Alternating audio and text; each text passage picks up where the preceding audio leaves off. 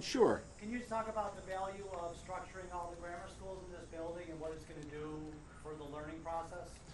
Uh, one of the most important parts of consolidating in our small community was going to be the pooling of resources and the additions that we're able to design in this school.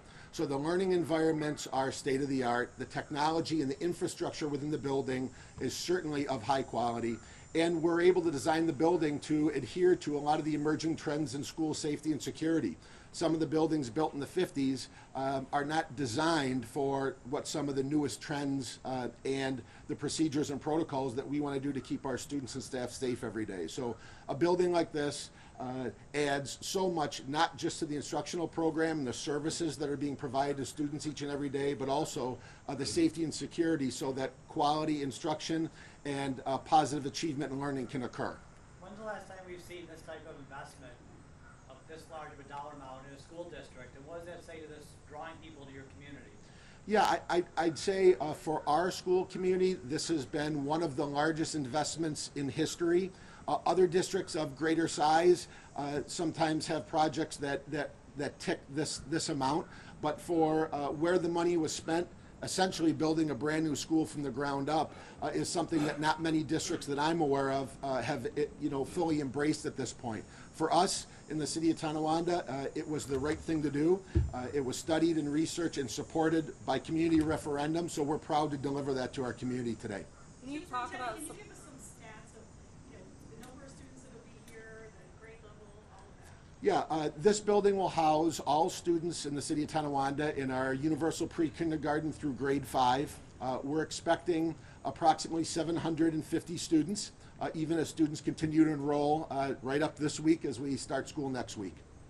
Can you talk about some of the safety aspects and why it was so important to include that in the design? Well, school safety and security is important for a lot of reasons, but one of the most important aspects is making sure that our families that entrust us with their pride and joy every single day are assured that we're doing everything in our power to maintain and create a safe environment inside and outside the building.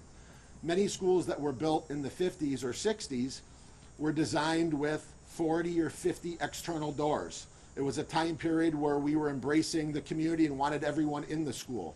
Fast forward a few decades, we're in a situation where we don't want as many doors and we want to make sure that people coming in, we know everything about them. So some of our elementary schools, for example, were designed with the main office in the center of the building, the hub. And designed again in the 50s, that was something that made a lot of sense and was efficient. Now with us trying to limit the number of visitors coming to school and unknown people arriving at school, it's important to have the main office near the front of the door. It's the main entrance. It's important to have multiple security channels to get in. It's not once you're in the first door, you're in the building. There's a whole another protocol to go through once inside and another area that's locked until it's deemed appropriate to let somebody in. So those are all important aspects.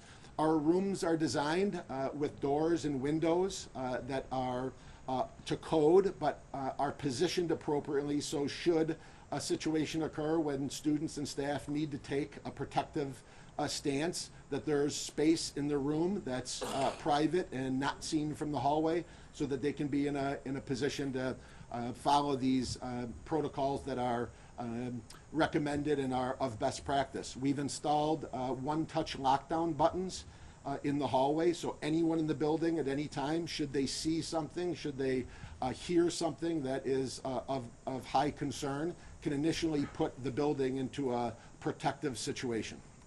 Has this been used anywhere else in the country? I'm sure that one-touch lockdown buttons and other design have been used in a lot of places as they build new schools. Some of these things are really difficult to install or upgrade into a building that was designed in the 50s or 60s. You know, one of the things that was great about this program is the technological infrastructure. Our older buildings do not have conduit in walls or ceilings that make it easy to run cabling or wiring or what might be the next trend in technology that we haven't discovered yet. This building will be ready to accept all of those upcoming advancements and be easily prepared to adapt to them and to accept them. So we're proud of that foresight.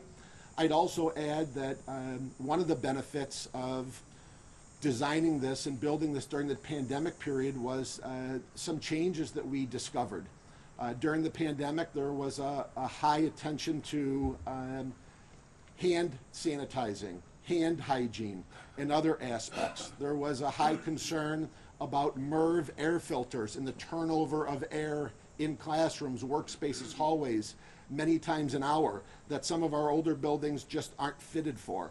We were able to make some of those design changes as we learned through the pandemic what's of high value and what can provide a safe and secure environment, not just from threats, but also from the way we operate when so many people are in small spaces. We added sinks into every classroom for ease and hygiene and other aspects regarding that level of safety and awareness of concerns about illness.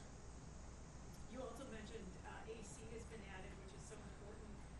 All the old school buildings don't have it. It makes it easier going back this time of year and other perhaps using the school at other times of the radio too. Yeah, it's certainly a value add to this project that was not initially in the design.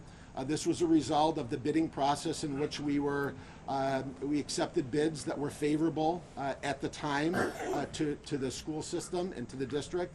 And again, working through the pandemic, we identified the importance of air turnover, proper air handlers. So yes, it's air conditioning by term, but it's really a whole HVAC system in the classrooms and in other areas of the building that provide a lot of support with heat and cooling, but also the ventilation and the proper turnover and filtering that provides the best environment for our students and staff.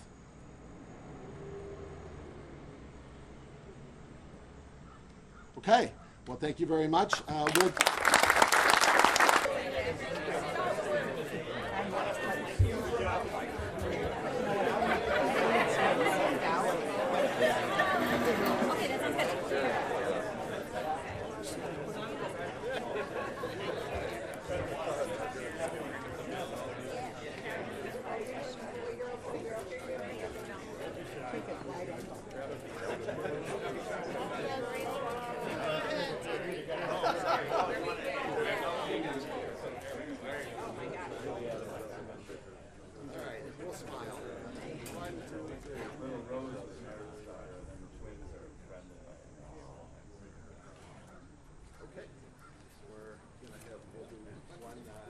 One more with Ford. Do you want to stay up with the administrators? Why don't we do that? Could the administrators please come join me up here, please? I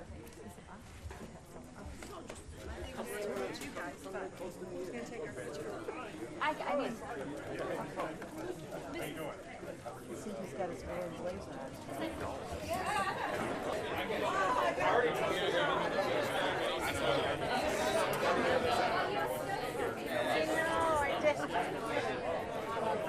I will.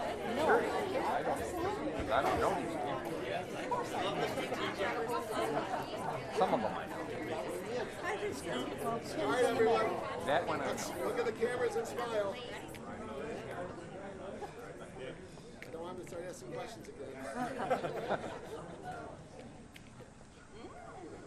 Great, thank you. Would the administrators just stay? Can we get administrator only photo clip as long as we're here?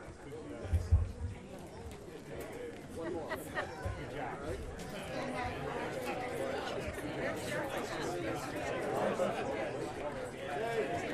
All right, we'll smile. 1, 2, 3.